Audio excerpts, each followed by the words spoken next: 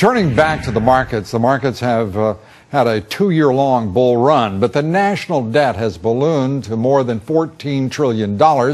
Fiscal conservatives want to cut spending now as the countdown to a possible government shutdown is nearing. That deadline is Friday, and a 3-week extension to fund the government may come to a vote in the House tomorrow. Congressman Mike Pence, however, wants to see the cuts go deeper. He joins us tonight from Capitol Hill. Congressman, good to have you with us.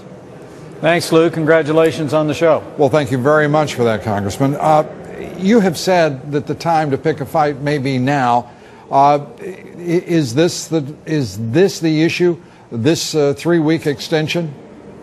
Well, look, I think with a national government with a $14 trillion debt, $1.65 trillion deficit, Republicans came together in an unprecedented open debate, and we passed a resolution that found about $61 billion in savings. And last week, Democrats in the Senate called that reckless, irresponsible, mean-spirited. So, one Democrat in particular, Harry Reid, right? Yeah. Harry Reid took to the floor to defend the Cowboy Poetry Institute's public. It just convinced me, look, it's time to pick a fight. If we're ever going to fundamentally change the fiscal direction of our national government, I think it's important that this new Republican majority draw a line in the sand, say this far and no farther, and in effect demand that the liberals in the Senate and the administration sit down at the table and figure out how we put our fiscal house in order, or at least make a down payment on that, and we do it now.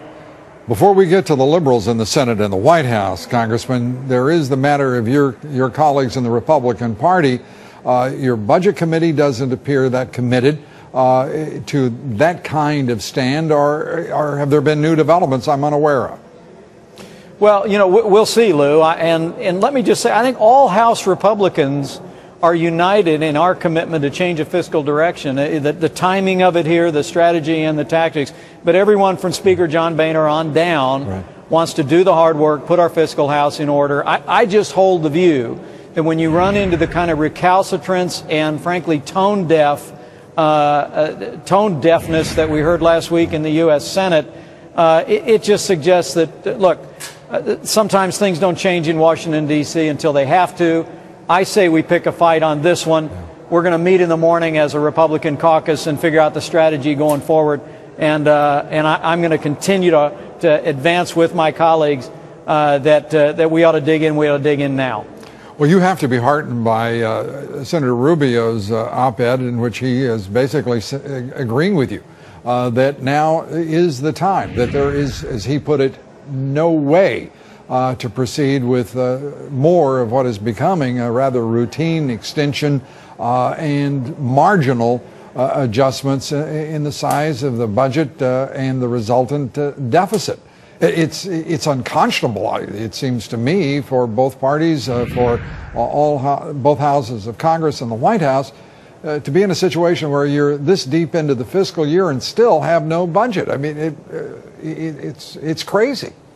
Yeah, look, the Democrats didn't pass a budget last year. They didn't pass most of their appropriations. That's why we're in the fix that we're in, because the last Congress that got fired by the American people didn't do their job. But this piecemeal approach, which began under the last Congress and continues possibly this week, is no way to run a railroad. And remember, here's the context. Our national debt is $14 trillion. The $61 billion in budget cuts that we passed in our first continuing resolution, you would have to pass that 230 times to equal the national debt. This isn't a down payment on fiscal discipline. No. It's earnest money on fiscal discipline. And I think we ought to dig in and fight, and I know the American people will be on our side if we do. Yeah, Congressman, I'm smiling as you said that, not because I disagree or I think that what you're saying is in any way funny. I am smiling because I am thinking everything you're saying makes perfect sense.